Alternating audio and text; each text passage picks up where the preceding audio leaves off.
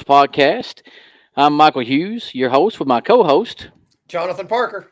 and we're brought to you tonight by Kobe McKinney with Underwood Realty, who is our title sponsor here at the Dugout Does Podcast, and we definitely appreciate Kobe for that. But Jonathan, our first episode of 2025. It's good to be back. We took a little while off to enjoy the holidays and take just a little bit of needed time off, and I'm glad to be back with us here tonight. Absolutely glad to be back. Happy 2025. The weather has not been conducive. We wanted to come back last week, but snow and everything, it just felt like, and even tonight, it's going to be frigid. Mother Nature is playing havoc with us right now with some cold temperatures. And so, it's just glad to be back. Very excited for a lot of the things that we've got going on for this upcoming basketball season and baseball season.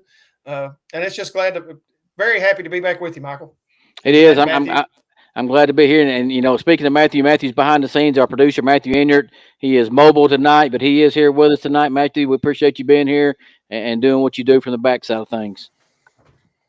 Uh, Once again, we want to thank our sponsors. Right, we started out with 2024. We started doing this. Having some sponsors. We want to thank our sponsors, as we mentioned, Kobe McKinney being our title sponsor, and then hashtag Hollies. She sponsors our Player of the Week, which now will turn into a Player of the Month for basketball. Pizza Hut for our coaches segment, and Infinity Promotions for a lot of our apparel that we wear, and we appreciate everything they do as well. Absolutely. And, shout out to them and shout out to everybody who's given us the positive feedback for us to continue to do this. Michael and myself, we're just enjoy doing it. We enjoy, promoting our surrounding talent in every sport that we have. We had a lot of fun in the fall, and it's just been a good ride. And man, I'm ready to get started in 2025 and see what all other exciting things that we can make happen and what new ideas we can come up with. Yeah, Jonathan, we transition over into 2025. We're kind of finishing up with our fall sports with basketball, and then we'll kick into our spring sports with softball and baseball. But we got to talk on we got to touch on. We really got to talk about the college football playoff, right? That's one of the biggest things that happened this year in college football is the new 12-team format and the playoff and how it's going. And to me, it adds so much excitement to the game of college football. Right, and lucky for us, our team did get in the playoff this year. We had a poor showing, of course, and I'm not sure we've discussed with anybody how bad of a showing we've had. We've not had showed since then. But Tennessee goes in and plays Ohio State and really don't show up to play very well that night in Ohio State. Looks like the best team in the nation right now. But the college football playoff adds a level of excitement to college football, man, that I absolutely love. And it wouldn't hurt my feelings if you even added more teams on top of that. Well, and I'm kind of on the fence with it. I'm anxious to see, after the fact how it was viewed. I've looked at some of the numbers. I think the viewership has kind of been level for the most part. It's to not the expectation that I think the college football playoff was going to exceed or bring to the table. And you're exactly right. I don't know. You look at it. You've got a lot. You got two blue bloods still left in Ohio State and Notre Dame. But, you look at some of the viewership numbers and they were kind of down. NFL is number one. Everything, every aspect of it is, you track the NFL and how they do their playoff system, and it's king. And, this year we have the new 12-team college football playoff. And as exciting as it is, I'm not sure that the powers that be it's reached the level of expectation that they thought. But man, you look at it from the standpoint of Ohio State coming off a head scratching loss to Michigan. You think Tennessee's going to go up there, and really the way the Vols had ended the season, you kind of felt like they were going to go in to the shoe and take care of business. And for whatever reason, I looked at it from a standpoint of Ryan Day and Chip Kelly. To me, in that game against Tennessee, it was almost like they were coaching for their jobs. And they completely, if you look at it historically in the season, they completely changed their offense once the playoffs started against Tennessee. They went from a predominantly kind of power run game to a bunch of counters against Tennessee, and Tennessee didn't have an answer for that at all. And then their receivers, that Jeremiah Smith, I mean, there's not anything that you can say about him. He would be probably one of the top picks if he came out this year. Yeah, you look at me. In my opinion, Chip Kelly really solidified how good of an offensive mind he is, right? And Tim Banks, Tennessee's defense coordinator, didn't really have an answer for it, right? They pretty much done what they wanted to do from start to finish. You go in at looking at Tennessee and Ohio State at halftime.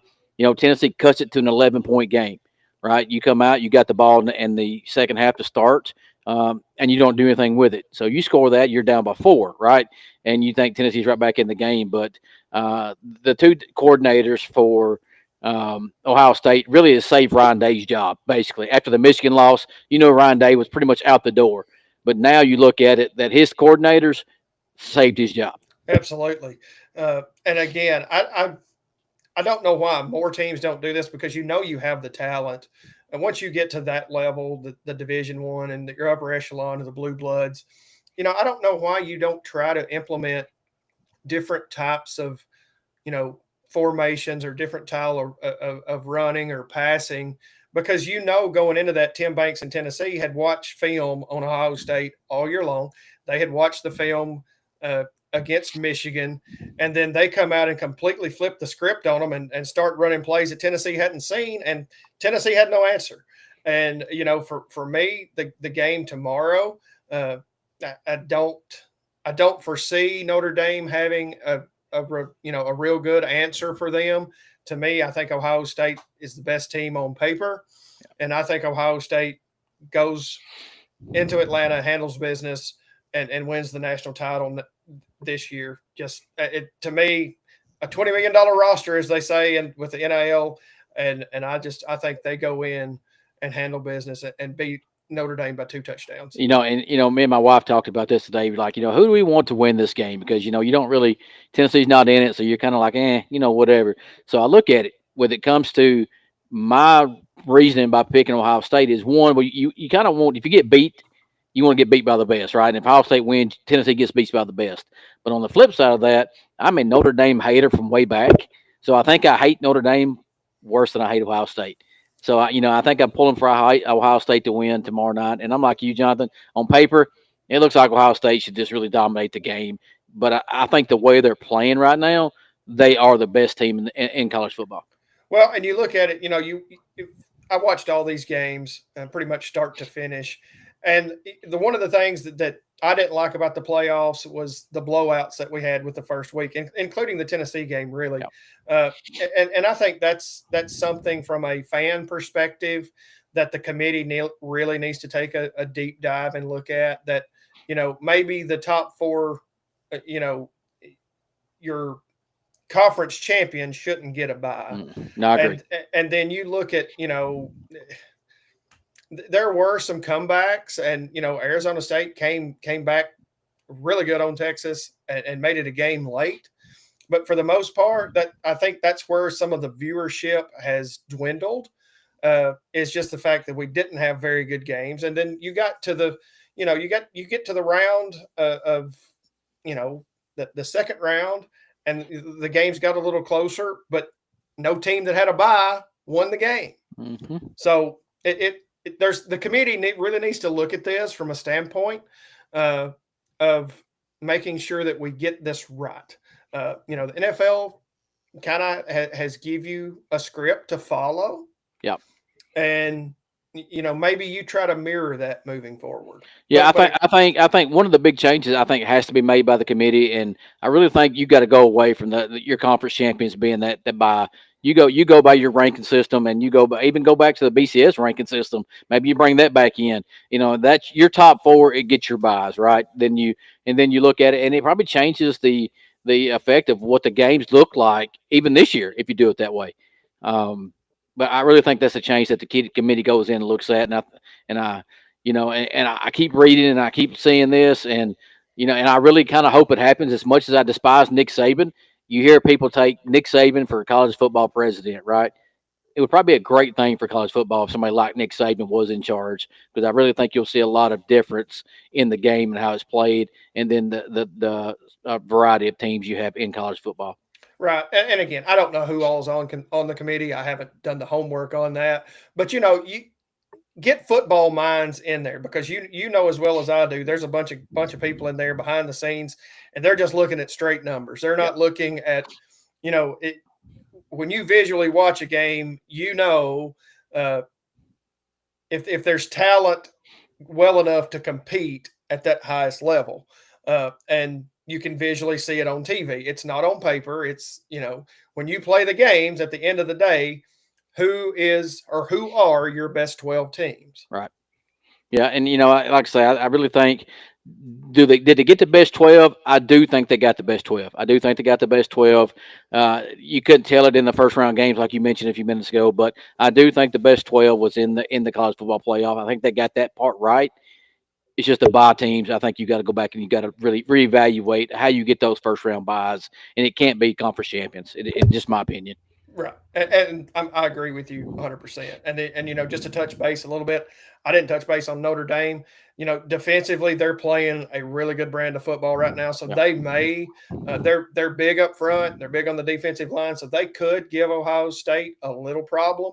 But man, if Ohio State comes out and plays to the capability and the ability that they have shown against Tennessee, against Oregon, I just don't see them being on the same field as Notre Dame. No, and you look at Notre Dame with Riley Leonard, the transfer out of Duke, right? Duke, he come from Duke. Is that where Duke, Riley? Duke, yeah. Duke. And Hmm. then on the national stage now for the national championship, he played okay versus Texas in the fourth quarter. He played really well, so it helped the team, and he helped to go and win that game against Texas to get there. I just don't know if he's and their offense is good enough to stop Ohio State's defense. No, and Riley is pretty pedestrian as far as his Yeah. numbers show. I mean, you look at it, he throws for a little over 100 yards and rushes, for 60 or 70 yards. So he's not a guy that's going to drop back and throw for 400 yards and six touchdowns. They're going to have to methodically, uh, you know, be ball control offense, and that's what he wants. What Freeman wants. They want to be ball control, limit Ohio State's possessions, and just try to win the time of possession. And I think that would be the only way, and maybe get Ohio State to have a few turnovers. I think that's the only way Notre Dame stays in the game. Yeah, and you mentioned something a minute ago that made me think of something. You said Ohio State's $20 million team, right? I read a report today or like maybe yesterday. Tennessee's NIL budget next year is $21.2 million. $21.2 million, and what I feel like the NIL and those budgets are going to do to a lot of college players. It's just maybe you're a great quarterback in college, but you're not going to make it in the NFL. You're going to be a lifelong career college football player, right? You're gonna get that five, or you're even gonna try for 6 years to keep getting paid $5-6 million a year to play college football and not worry about the NFL anymore. And then you got the transfer portal where if I feel like, okay, you want to give me 5 million this year, Tennessee, well, next year Alabama's gonna give me 7 million. Well, I'm gone. So the NIL is creating a lot of controversy, in my opinion, and I really think that goes back to my point about Nick Saban. They talk about Nick Saban being the president of college football. I really think he helps with that. I really think he understands it, and I'm not sure he's a fan of it. Well, and that's something that, from my perspective, that the NCAA has got to get a hold of. And I am not an NCAA proponent. I think they completely need to revamp everything that they do. There's a lot of, I know a lot of the golf issues that I'm hearing about from different ones. I have a really good friend whose son graduated this year that plays at Ravenwood uh, that's one of the top golfers at Ravenwood, and they're seeing their money. He could be a Division 1 golfer, but due to this NIL and everything, they're starting to cut back for some of the lesser programs. Yeah, So, and you're going to see that because what's number one? It's football. And you look at somebody like a Quinn Ewers, who uh, reports out there that he turned down an $8 million NIL deal to transfer to another school to go to the NFL, which is a head scratcher to me because you look at Will Levis, his rookie contract that he's going through right now for the Tennessee Titans, he only made $950,000 this year. Yeah. So these college elite athletes, and again, we're talking about the elite of the elite. We're talking about the highest level of college football. They're getting $8 million to sit back and play football. Yep. When professional players aren't even getting anywhere close to that. So again, that's something to me that the powers that be need to examine and really come down and get a plan in place sooner rather than later. Because at this point, it's just going to be it's an arms race at this point, and you're again we know that your Middle Tennessees and your smaller schools are never going to be able to compete at the highest level, but there has to be a stipulation and guidelines for them too, because they're going through the same NIL as Tennessee, Notre Dame, Florida State, Alabama, all of them. So it just to me, there needs to be some kind of quote unquote salary cap or some kind of something of that nature that these schools and guidelines follow. Yeah, and my wife's watching, and she's commented and says she don't like NIL either. But you mentioned Will Levis. You might not want to mention Will Levis around her because she's really not fond of Will Levis right now. Well, just using him as an example because You he is know, on a and rookie contract. he is on a rookie contract, and you look at Nico from Tennessee, who's making $3 million a year. And you're right, Will Levis, who is a professional quarterback, making 950. Yeah. There's a way huge difference there. So That needs why would you want to pursue an NFL career if you're? I mean, No, you look, and I read another report because I read a lot of Twitter and I read a lot of stuff when it comes to college football. Talking about Brew McCoy at Tennessee, he's trying to get a 6th year at Tennessee because of his NIL deal. He knows he's not going professional. Let's be honest, he's probably not going to be an NFL wide receiver, but in college he can go make $2 million and not worry about playing NFL. absolutely.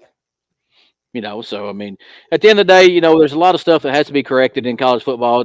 Do I think it's the best game in the world? Yes. There's a lot of people that don't agree with me there. I don't think there's a better sport than college football, in my opinion. We got a lot of NFL lovers. I know, Jonathan, you like NFL as well. I just think college football is the best sport in America, but that's just my personal opinion. Well, and to piggyback off of that, yes, it has been. I will say it has been the best. But if they don't get a grasp on the money situation, because let's be honest, greed kills everything. It does. We're basically turning college football into a minor league type football. That's and it's just and again, it is a feeder league for the NFL. It is, but if they don't get a handle on it, it's an arms race, and it's going to be your top tier, your top level programs that can produce that again. And I'll use Tennessee as an example, that have donors such as Peyton Manning that give so much back to the university and to the football program. If you start competing with that type money, these schools, you're not going to have a Boise State or an Arizona State that's going to be able to have the donors to continue building a top tier, a top echelon type program. No, you got Peyton Manning. You look at I'm sure Morgan Walmart's probably giving a lot of money to Tennessee as well. We got the Haslams. I mean, you got the Haslams. Unlimited resources. And I say Morgan Walmart because my wife's a really big Morgan Wallen fan, so I call him Morgan Walmart. You got all these people that's going. You're right, giving this money, and these donors are giving it just to keep their college football team in the upper echelon. And why go play NFL when I can make this money? You're 100% accurate. Exactly. We're going to switch gears a little bit before we switch gears, actually. So let's go ahead and do our picks for tomorrow night. I think we know who we're going to pick for tomorrow night and tomorrow night's game. Jonathan, give me your pick and give me your score. So I'm going to say Ohio State 34, Notre Dame 20. That's not bad. That's not bad. Me personally, I had Ohio State 31, Notre Dame 17. Yeah, that's where I thought. I think Notre Dame scores kind of late and gets that extra touchdown on the board, but I think Ohio State kind of dominates from start to finish. And I could be wrong. We could be wrong, but I do think Ohio State wins tomorrow night's ball game. Yes, me too. So swapping gears, let's talk a little bit of college basketball for a few minutes. We'll move on to we'll really highlight Tennessee basketball here on the men and the women. We talk about Tennessee basketball and where it was in the late '90s and the early 2000s to where it is now. Is Tennessee's an actually upper echelon team? Are they playing like an upper echelon team right now? No, they're not. Me and my wife, we went to Nashville yesterday and watched them play Vanderbilt there in Memorial Gym. Um, and Tennessee's really on the road been starting very slow. They did the same thing against Georgia. Well, Georgia was home on the night, but they started really slow the other night against Georgia and come out really dominated the second half, the second half. But against Vanderbilt yesterday, they go down and they get out rebounded by Vanderbilt. Tennessee's not really, in my opinion, rebounding the ball very well right now. And you look at it, they're number 6 in the nation right now. They will fall more since they lost to Vanderbilt yesterday. I look at that, but I also look about it. We talk about it all the time. The SEC is still a tough conference to play day in and day out. You may have a Vanderbilt that's not ranked in the top 25, but they play great against the number 16 that comes into their gym and beats it like they did Tennessee yesterday. Well, and Michael, the SEC this year is just it's a murderer's row. I mean, they're talking 10, 11, 12 teams may get in to the big dance this year. So Yep. it's Tennessee doesn't lose a game till it goes to Florida, where they just couldn't throw it in the ocean when they got there. And then yesterday they get down, and really for me, I watched the game, and for me, Tennessee goes as Zakai Ziegler takes them. He's the point guard. To me, he's one of the best point guards in the nation. He may not be the best, but when you're looking as far as a leader goes, I would want him in my foxhole leading me. And he goes down with 2 fouls with like 8 minutes to go in the first half. Yep. And that's kind of when Vandy went on their run. And look, Memorial Gym has got the Memorial magic, and it's never an easy place to play. I've seen a lot of good Tennessee teams, a lot of great Tennessee teams go in there, either struggle or go in there and lose. But man, it's each Tuesday, Wednesday, Saturday, games in the SEC this year, it's going to be hell. I mean, it's crazy for me to think. You look at Cal, who goes to Arkansas. He hadn't won a game in the SEC. They won a game. Nope. And they've got a really good ball club. And Alabama scoring in the hundreds. They're going to be an extremely, extremely difficult team, but everybody in the SEC is going to beat each other up this year. But for me, Tennessee has exceeded expectations. I don't think anybody felt like that they were going to be the number 1 team in the nation after losing Dalton Connect. They replace him with Chaz Lanier, who has been exceptional so far. He struggled as of late. Yep. Kind of got a little bit on track yesterday. Had a chance to tie the game. Missed the free throw. But man, it's great for me as a Tennessee fan to look at our coaching staff, and it's not just the big sports. It's volleyball, it's women's softball, it's all of these sports have got top level, top tier coaches, and the Tennessee athletic program is back on the map, back where it was in the '90s, even more so with all of the other additional sports that they're excelling at right now. Oh, you're exactly right. And, Tennessee is there in every sport, and, they're a top contender now and everything. We're talking about basketball a little more about yesterday's game. If you've never been in a Memorial Gym's not a great gym, right? It's an old gym. They got wood bleacher seats, and everybody's jam packed in there. Do I enjoy the gym? No, I do not enjoy the gym whatsoever. And I talked to my wife yesterday. I looking across the way, and Jonathan, if it was 3/4 Tennessee fans there, I'm telling you, Memorial Gym was full of Tennessee fans yesterday. Now, they did have their student section that rushed the court, and that one section there that, it was tremendously all Vanderbilt. But Tennessee's fan base kind of dominated it yesterday. But you're right. You go into Memorial. I've been to Memorial twice where Tennessee's been in the top 10 and have lost both games. Maybe it's me. Maybe I shouldn't go anymore I think so. when they're in the top 10. But I tell you, they yesterday's game, defensively, they didn't play their normal defensive game, I don't feel like, yesterday, and they got out rebounded, and they've got out rebounded the last 3 or 4 games they've played. They got beat by Florida by 30. Florida just really dominated the boards offensively and defensively, and I really feel like that's what happened the other night. And you talk about Ziegler a little bit. Ziegler, right? We go as Ziegler goes, and I really thought he struggled ball handling yesterday. There's a couple times, he tries to go to the rim and he loses the ball out of bounds a couple times. He had a couple turnovers.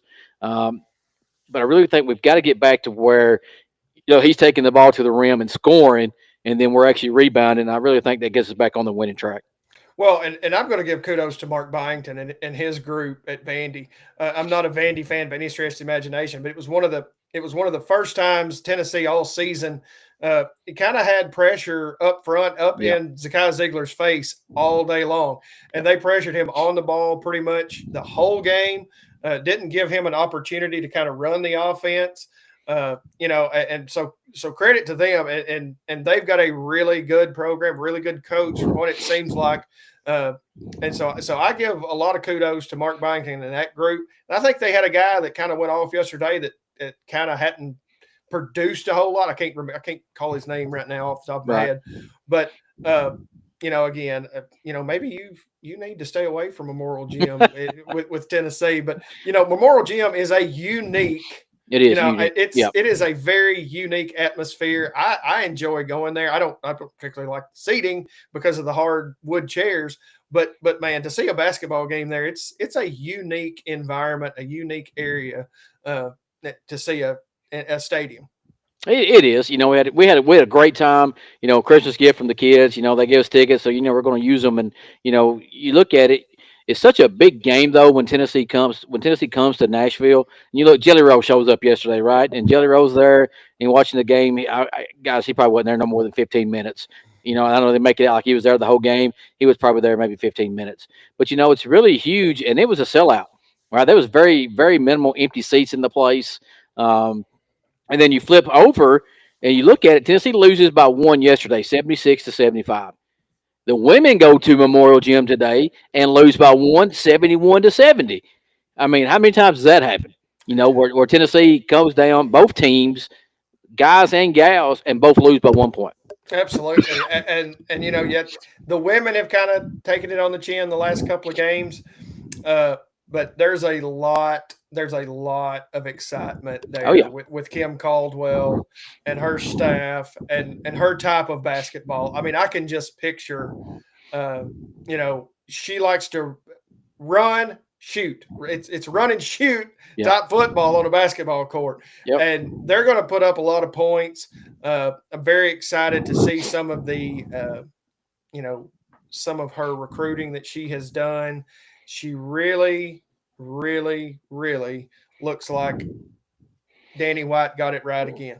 And doing it all while pregnant. I think Yeah, me and my wife talks about this. She's doing this while she's pregnant, fixing to have a baby, and she's still coaching up to the last any minute. day, any Any day. day now the baby's coming. And you look at what with the Lady Vols, they play LSU and they lose by one.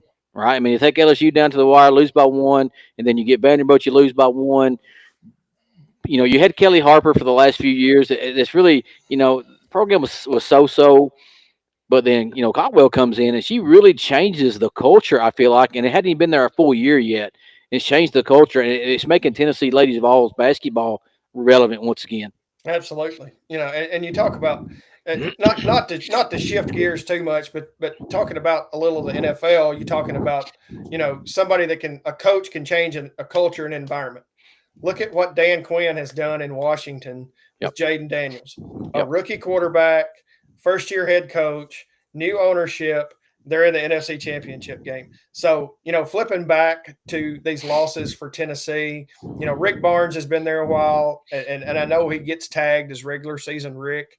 But, hopefully we can get over that hump pretty soon, in men's basketball. Yep. And then, but a culture change again, and these are the same players at Tennessee that Kelly Harper had last year. Yep. And outside of a few additions with the portal and everything, but not really any major transfers that are making a difference. These are all Kelly Harper's players that she is getting this out of. So a culture change, a coaching change really can prove to make a difference. Yep, you're right. You're right, and I love, like you said, as Tennessee's relevant in almost every sport that's on TV right now. But to see everybody relevant and see Tennessee men's basketball, where it's at, and then flip over the next day and get to watch the Lady Vols and see, once again, two top 25 programs every week, in and out that you get there in Knoxville, and you think next weekend coming up in Knoxville, you got Auburn coming to town, you got Bruce Pearl coming back. Auburn's number one right now. They'll lose that ranking probably because they got beat the other night. They'll drop a little bit, but what a matchup Saturday in Thompson Bowling or the Food City Center at Thompson Bowling. Apologize. Um, to see Bruce Pearl come back and Tennessee face that Auburn basketball team. And hey, you know what? In 26 days, the defending national champions take the baseball field. Yep, and that's on my list. 26 days away. That is out. That's my list. That's my next topic we're going to is Tennessee baseball, and what a time it is for Tennessee baseball. Tony Vitello has took Tennessee baseball, re-energized that for the last 2 3 years, and made them into a national perennial power year in and year out. And my wife is a diehard crush on Tony Vitello. If he was out here right now, she would leave me for him. I'm pretty positive of that. But what a job he's done, and the recruits he brings in, and the excitement in Lindsey Nelson Stadium when the baseball team is on the diamond. Absolutely. And I think I saw yesterday that they just got a 6'8", Yep. maybe top top echelon recruit out of California. That's a pitcher that's going to be coming to Tennessee. The Jefferson kid out of Alabama that's a two-sport athlete Yep. transfers to Tennessee. Uh, and it's not a rebuild, it's a reload there. And man, I am so excited to get. Of course, you and I both are baseball coaches from past, and we love baseball. And man, he's one of my favorite coaches that has been in Tennessee in a long time. And I love Heupel, I love Rick Barnes. But man, when you put a camera in front of Tony Vitello and listen to him talk, he can talk baseball. And dude, he is very funny. He's very relatable, and I'm excited to see what this baseball season starts. But again, it's the SEC, and good and well that A&M's up there. I think they're a preseason pick, maybe sixth, and I Yeah. think two or three SEC teams were ahead of them. So Yeah, and you look at it, and I'll say this to everybody that's listening, or everybody goes back and watches this live. If you've not been to a Tennessee baseball game in the last couple of years in Lindsey Nelson, do yourself a favor and go watch one. Go watch one and just feel the excitement that's in the stadium when those guys are playing. Like you said, Tennessee, that they lost quite a bit of their roster last year to the draft. A lot of those kids went to the draft, and then you turn around and you reload. But what I like the most about it, you look at Kirby Connell, who's not going professional, right? He's not going to be a professional player. Tony Vitello hires him on his staff to be a pitching coach for him because I really think he knows that he's a crowd favorite, and he just brings even more excitement to the program. exactly, and again, Tony V gets it. It's not about just baseball. It's an atmosphere. You're exactly right. Kirby Connell was an absolute Tennessee. He's Tennessee through and through. He's from here, and so Tony V hires him on his staff. Well, what does that do? That's just going to build more excitement into the program. Again, it goes back to building a culture around this program and around each of the programs. So again, I'm super excited. Again, to say they're going to win back-to-back national champions, no, I'm not going to sit here and say that. But I do feel like, and again, talking about going to the games, I took Maddox 2 years ago to an Alabama game, and man, the hair stood up on my back. Of course, it's Alabama, Right. it's Alabama, but for 9 innings, the hair was standing up on my neck just for the atmosphere that was around Tony V and the Vols. If they don't find somebody on that lineup that has the walk up song to do the clapping again, they got to find somebody that does that. They will find Um, somebody, or you it will know, be some type of new and exciting, atmospheric something that they will because do. when Billy Amick came to the plate and the crowd starts doing that, it even has rolled into football where they do it at the football games, and now they're doing it at the basketball games. Man, it's just the thing that baseball brings, the excitement that it brings, and it transitions to other sports is amazing to me, and I can't wait for college baseball to start in tip for Tennessee And softball too. I and mean, softball. we've got a local here that will be playing softball here pretty soon for the University of Tennessee. Yep, you look next year, and I'm pretty positive we're going to be doing dugout dads about this time next year. You look at it when softball starts in a month or so. We're going to talk about Gordonsville standout Kaylee Plumley on that roster with those Tennessee Lady Vols in the softball. Absolutely, Yeah, and I and can't that's wait. exciting.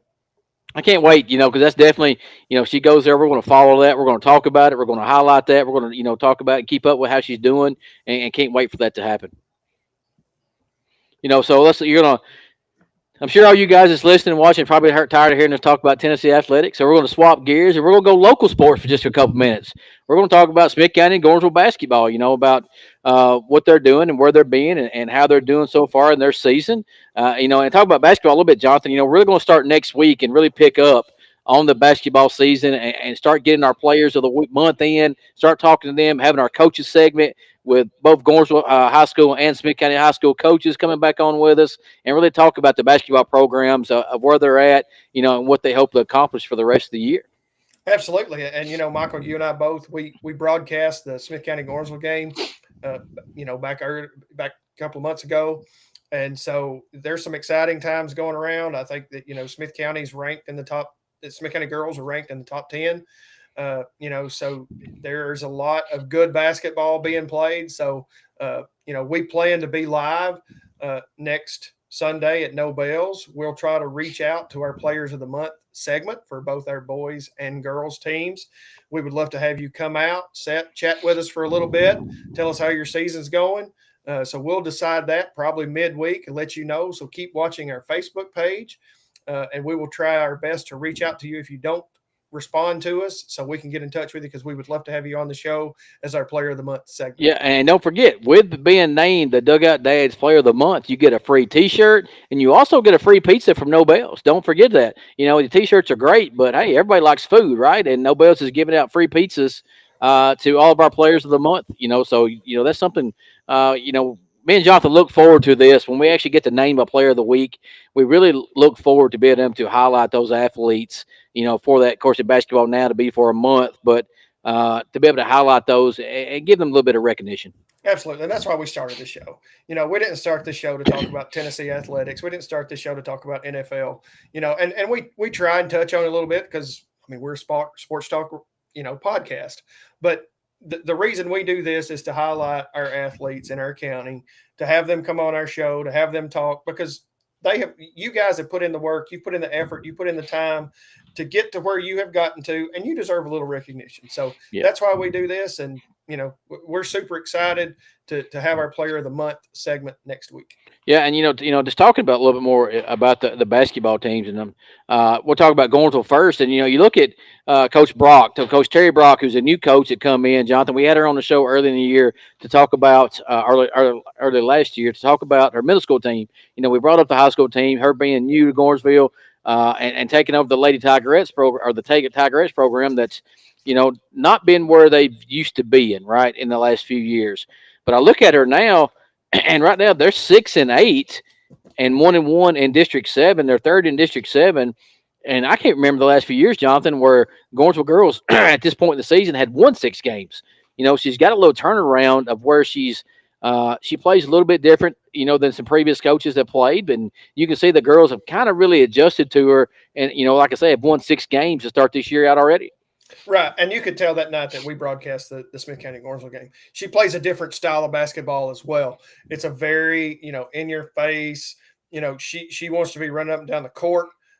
So absolutely, the style has changed again. It's a culture change again. And I think she's doing an outstanding job for the Lady Tigers. Yep, she is. And then, transition over to Coach Bibb and the boys, who are 10-6 right now. They're 2-0 in District 7, first place in the district right now. And we got to, really watch them play against Smith County that night. We did the live broadcast, and he's got some athletes on his team. He is senior. He's a senior laden team. He's got a lot of seniors on that team, but they can play a couple of different styles, when it comes to basketball. They look like they slowed it down against Smith County a couple of times, and then the last time they played Smith County, they was up and down the floor. So it looks like with that team he has, he can go either way. Well, and you get a team like that you can play different styles. It travels. If you want to play a run and shoot, running up and down the court, or you want to play the half court, as long if you've got the players that can do that, that will travel and go a long way throughout the state tournament. Yeah, and you look at it, and I apologize on the girls' side. They are third in District 7 right now. And I don't really know a lot of the girls. I mean, I know a couple of girls that we talked about, but on the boys' side, you look at, you got senior Tucker Smith, you got senior Brody Sykes, you got the new kid that come in From that's York. really from York that's really playing good for those guys. And, and you say he's got a lot of talent there that has a lot of experience, right? So it's going to help them come district tournament time. Absolutely, and we didn't see him at full strength either. I don't think Jay was back at the time. It At was that not. time, You're right. he was still hurt. Yep. So they were still building to get all his players back. And they're even going to be tougher. And I'm sure they've gotten healthier and throughout the season. Yeah, moving over to the north side of the county, talk about Smith County just for a little bit. You mentioned it earlier, the Smith County girls and Coach Farrell, where he's turned that program around. They're 14-4 right now. They're 1-0 in Division 5 or Region 5, District 5, 2A. Number one in that district, but number 9 in Class 2A. Though he has got that program, those ladies can play basketball. They are Yes. up and down the court. They create a lot of turnovers. The defensive intensity that we saw when they played Gornsville that resulted in easy baskets, they've done that all year long. If, correct me if I'm wrong here, they won a tournament in Florida over Yep, the holidays as they well. did.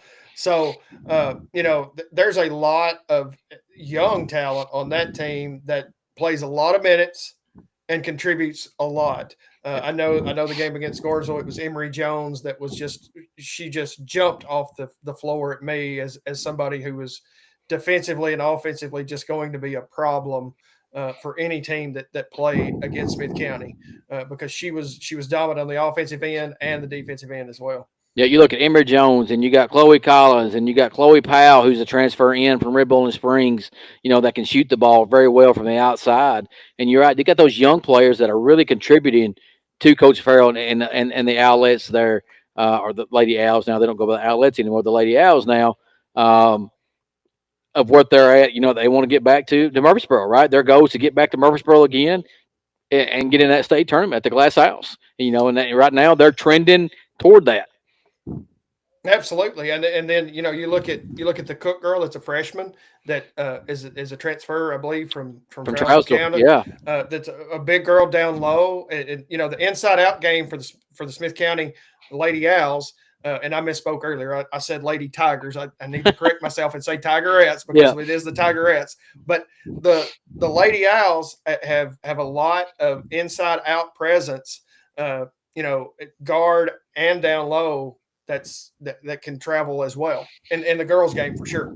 Yep, and then you flip over to the boys side of the house, and Coach Purcell, who's a new coach and they're 7-11.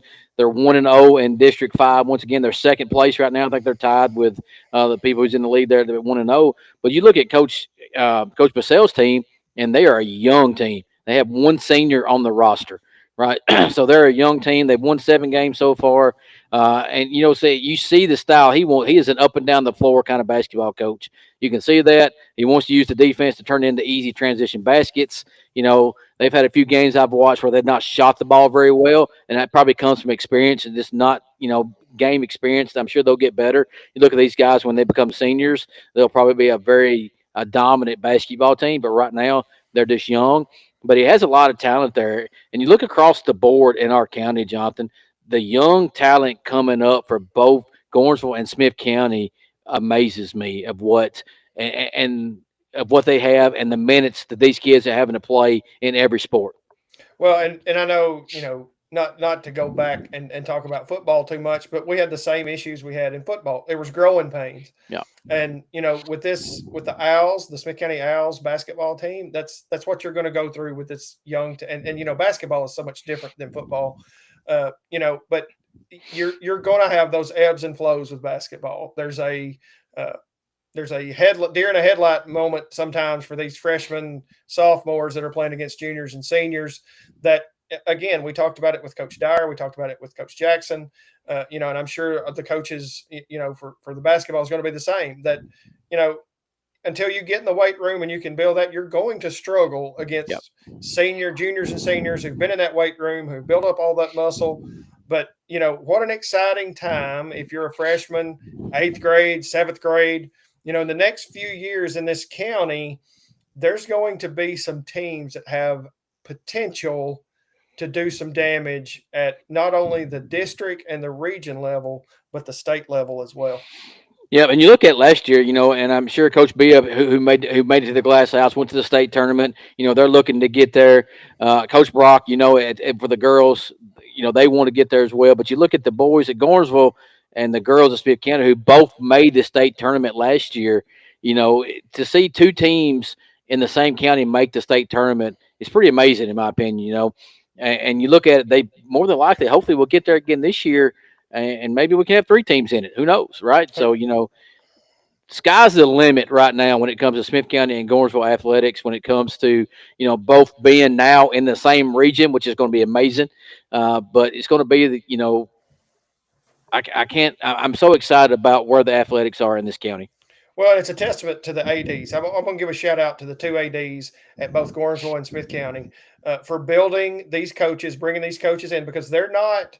Most of the coaches that are coaching here are not, at the basketball level, are not really known names Right. that aren't, homegrown guys. They're not from here, and so I'm going to give a shout out to them and the job that they're doing. They're doing a great job at all levels of our coaching, Yep. but to have the talent, and again, shout out to the parents, the kids that have the commitment.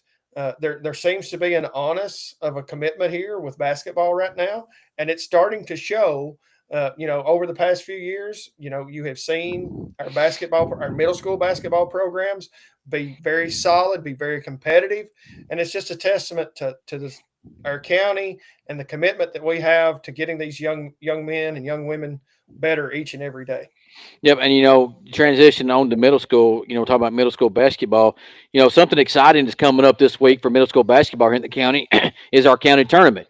Right, so our JB county tournament's going on right now, and then starting Thursday night, our actual varsity county tournament starts. Starts Thursday night and then finishes up Saturday, where Dugout Dads will be live broadcasting the championship games for the boys, Absolutely. and the girls. Something that we're super excited about to bring those to you. If you can't get out, maybe the weather's a little cold for you, don't want to come out, join us. We're going to go live with it. We're going to have the rosters. We, hopefully we'll have some coaches come on and talk about a little bit about after their games. But if you look at it, they will be Saturday at 7 p.m. and 8 p.m. The girls start at 7. The boys will be at 8. If for some reason that myself is actually gets to coach in the championship game, because I do assistant coach at Union Heights, Coach Parker will still be there, and we'll get somebody that to fill in for me. But looking forward to that, Jonathan, actually broadcasting and once again highlighting these elementary and these middle school basketball players. Absolutely, and super excited to get out there and see these young men and young women, and do the championship games again. Michael, good luck to y'all and Union Heights. Hopefully I'm not flying it solo, but from my perspective, but I know from your perspective, you'd like to be playing in the championship game. So if I am solo, I'll do it just fine. That's But right. it's an exciting time for these. This is for some of them. This is their eighth grade year. It's their last time. For some of them, it'll be their last time playing. But again, it's super excited. Good luck to all of our local middle schools, even our JV that's going on right now. Good luck to them. Uh, and go out and support these young men and women. Uh, because it's such a fun time, because they're only little for so long, and when they get to this point, they only have 4 years left. So, That's right. uh, Yeah. looking forward to it. Yeah, looking forward to it, and good luck to all those teams. Not just the Union Heights, but good luck to all the county basketball teams, and to finish out this year. And then once you get past that, we will have a few teams that go play in the James C. L. State tournament. So good luck to those teams as well. Um, But the last topic of the night we want to talk about, Jonathan, is something that's dear and near to you and I, is our Little League baseball and softball here in Smith County. Those signups are going on right now. This year, Little League has mandated that all Little Leagues use a new way to sign up and do their registration. And Jonathan, me and you've really been in depth with that, and we've really, we implemented this into our signups. Our signups are going on live right now, guys. You can follow our Facebook page at Smith County Little League Baseball Softball. You can go there. You can find the sign up link is there. If you want to be a coach in our league, there's something new that they've started this year where you have to go out and fill out a volunteer form. That's also there on that website. So you can do both. But Jonathan, that is something new that Little League's mandated. And we'll touch on a couple of different things here in just a minute. But I really think it streamlines the process of how everybody does everything, and Little League's really trying to get to that point. Absolutely, and that's it's yes, it's a lot of work. It's a lot of new things that some of us aren't accustomed to, but at the end of it all, it's going to be better for the league and your student athlete, because when you sign your student athlete up, that whatever information you put in there is going to stay with him or her. Yeah. So it's nothing that you and I or the league is implemented. This is mandated by the Little League. And so we don't have any control over anything that we have to ask or that we have to do. So we just, don't be mad at us for too long. We're going to be asking, and we understand that most of you have played Little League for many years. And we know that we have asked you for information and birth certificates and all these, school enrollment forms. We know we have asked numerous times, but this is something that we knew was coming down the line at some point. But now that it's mandated, we're having to do. Yeah, and Smith County Little League is really near and dear to my heart. Now Jonathan, you too. We both played here. We both grew up in this league. We both played Little League, minor league, Babe Ruth. We played our high school games on those fields there, and now we coach in those leagues well. And Smith County Little League, guys, if you don't know, and you're watching our podcast, has benefited from Slick Collins and Wanda Collins being a part of this league for going on 50 years. To have somebody that's dedicated half of their life to one league is amazing to me. And guys, Slick has done an outstanding job, and actually letting. And now allows me and Jonathan to come be a part of that, and Tracy Mofield and all the guys behind the scenes that get to do a little part of that to make this league one of the best leagues in the state. We hear that every time we go to a district meeting. Everybody wants to be, how is Smith County doing it this year? How are you guys going to do this? So testament to Slick and Wanda for what they've built. And I know, we talk to Slick on a daily. It seems like that I talk to him about the new stuff, and it's Little League mandated. So it's not Slick Collins, it's not Wanda Collins, it's not Michael Hughes or Jonathan Parker. It is Little League mandated. A lot of the stuff we're doing, and we just hope it makes it easier for everybody. Absolutely. And kudos to them for how, the effort that they have put in over the years, the sweat, the tears.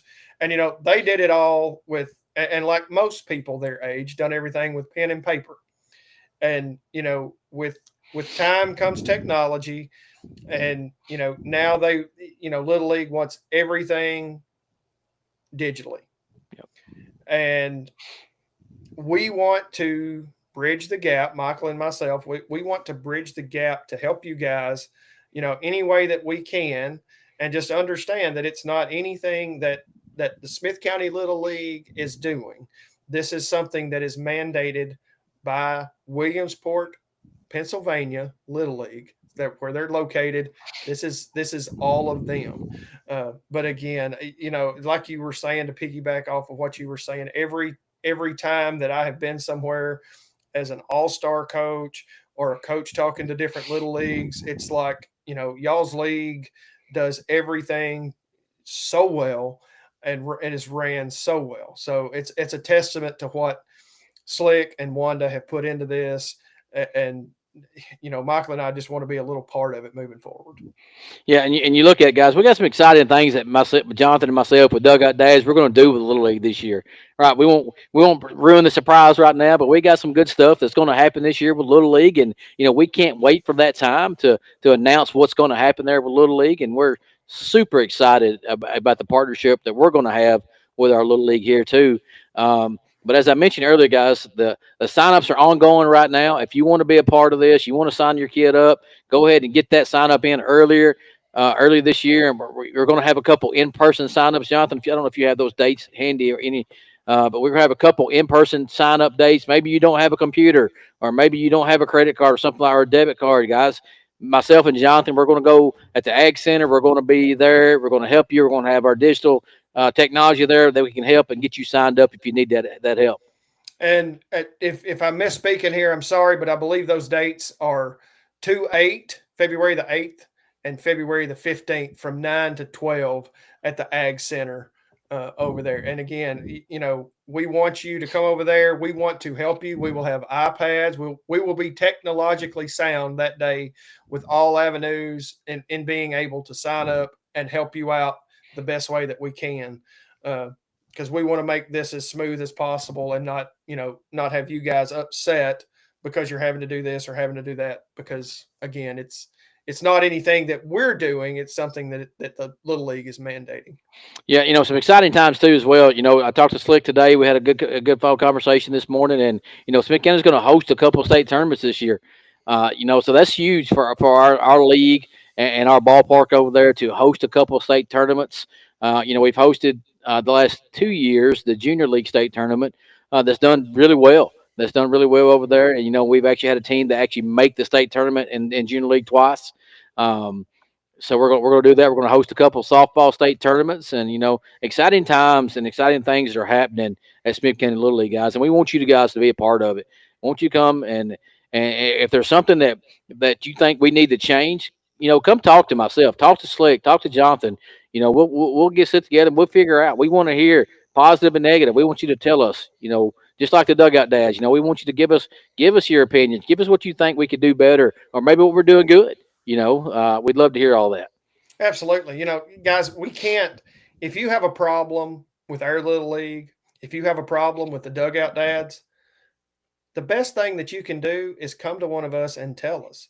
Because if we don't know, we can't correct the problem. Right. If Michael or myself is not doing something right with the dugout dads, or we need to revamp something, or we need to do this differently, guys, if you tell us or talk to us about it, we're not unapproachable individuals, I don't think. And I like constructive criticism because I want to do what's best for you guys. So, we're very approachable. Again, we can't please everybody. It's just a human nature that we can't make everybody happy, but we try our best to be as accommodating as we can with anything that we do. And Jonathan, the last thing for the night, Smith County and Gordonsville, both high schools are back in action this week. They play. Jackson County is at Smith County tomorrow night, and Clay County is at Gordonsville. I'm Tuesday night. I'm sorry, Tuesday night. So go out there and support those guys, and give them the support they like to have a good crowd up there for both games. So Jonathan, another good episode, the first episode of 2025. I'm so glad we're back at this. And guys, one thing we do want to touch on that we will go every other week when it comes to the Dugout Dads right now. Every other week we'll broadcast a new episode. We'll have the coaches on every other week to do that. But for Matthew Enyart, who is our producer in the background, I'm your host Michael Hughes with my co-host Jonathan Barker. Where our And skills Michael, and Michael, we will be on next week. So yes, we will be on we're next not week. skipping next week. So we'll start the every other week in February. Correct. Where our skills are questionable, but our spirit is unstoppable. Until next time. And we're out. Dude, I told you we'd go for an hour once we got fucking talking. We did.